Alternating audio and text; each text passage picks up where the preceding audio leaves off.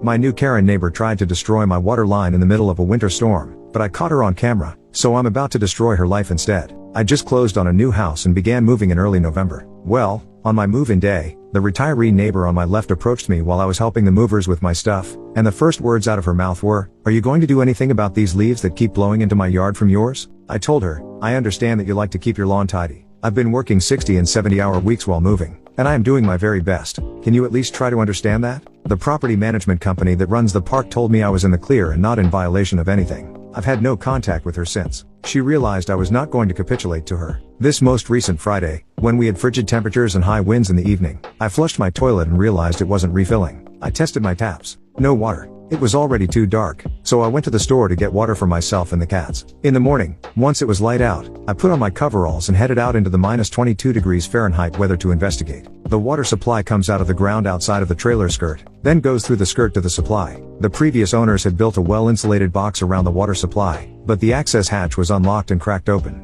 I sighed and I called my father and told him I needed to borrow his heating tool. He offered to drive it over, but the weather was so bad with blowing snow that I told him even in his truck he would get stuck. So I went trekking over there. I'm fuming the entire way because I could have sworn I latched the door when I was checking my winterizing list. I could have sworn. Eventually, after 15 minutes of using the heating tool, the water started flowing. I got back inside and got under my blankets to warm up. After being in the Arctic conditions for nearly 2 hours at that point, I still can't get over it. I know I latched the door, so on a whim, I propped my laptop in the window, set it up to video record, and went on with my day. I woke up Sunday morning to temperatures of -33°F weather and went to fill up the cat's water bowl.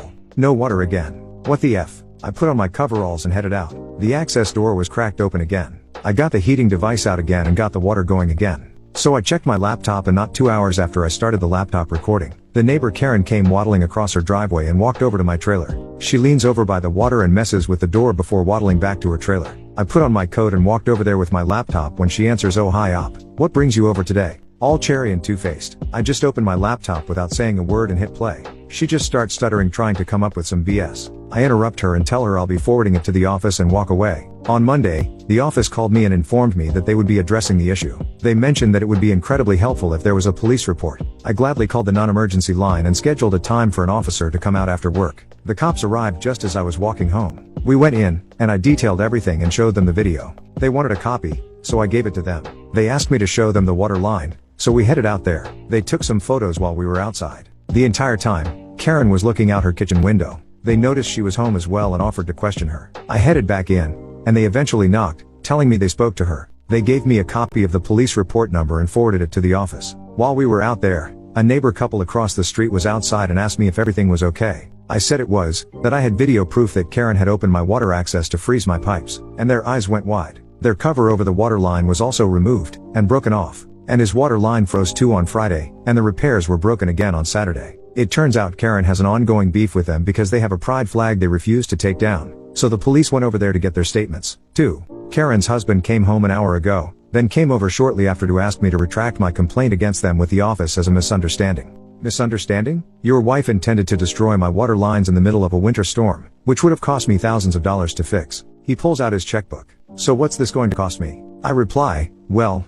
I bought the place for $40K, so let's call it an even $45K, and I'll straight up tell the office I fabricated the entire thing. He said he was serious, and I said I was, too. He says they're on the verge of being evicted and kicked off a lot, and that she has problems. Sounds like the neighbors and I should go in on a bunch of security cameras to ensure that happens. Then, so we'll see. I wasn't going to set up my server, but I'm going to do that tonight with a couple of my webcams on some Raspberry Pi computers. I just can't trust this woman. All because of some leaves and a pride flag. Update 1. Well, it's been interesting. I installed 4 cameras, 1 on each corner of my trailer, and 1 on my covered porch. I took my other cameras and installed them over at the neighbors across the street, who had their water line frozen. 2. She watched me install them from her kitchen window and waddled over a little later to look at them and flip me off. She has been repeatedly flipping off the cameras. On trash day last week, she cheerfully asked me to help remove her trash cans to the curb when I was walking by with my groceries. I'll admit I snorted and was petty. I put my groceries down and went to every lot on the street and pulled their trash to the curb except for hers. The nice old lady across the street invited me to Rummy Cube night.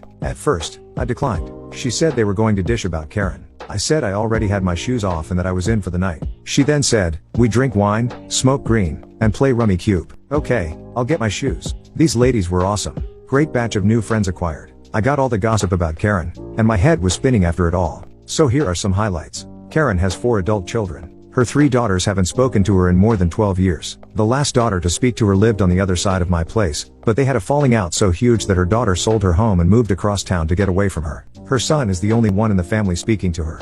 Karen used to be part of another monthly gathering of a bunch of retirees in the community, but she was kicked out after she kept going on tirades about the guy who owned my place before and harassing the rainbow couple that lived on the street. The beef she had with the previous owner of my place started over, of all things, yard waste, grass clippings to be exact. So at least she's reliable, I suppose. It also explains her deal with the leaves. In response to her BS about him leaving grass clippings on the lawn, he also stopped raking up leaves. So that explains that in a way. In short, she's just a toxic old no-life woman who gets off on starting beef with her neighbors and her husband. Paying people off is also apparently a theme, as well as he tried to do with me. The most egregious thing that made my blood boil just hearing it. A few years ago, she went off on this rant about a young guy in the park walking his dog twice every day, and she kept going on about not letting the dog take a dump on the grass. Well, one day the dog decided to relieve itself there, and as the guy was picking up his dog's waste, she maced both of them with pepper spray. Hubby paid the guy off. The lady hosting Rummy Night talks to Karen. She says that Karen was complaining about me putting up cameras and how it makes the neighborhood look posh.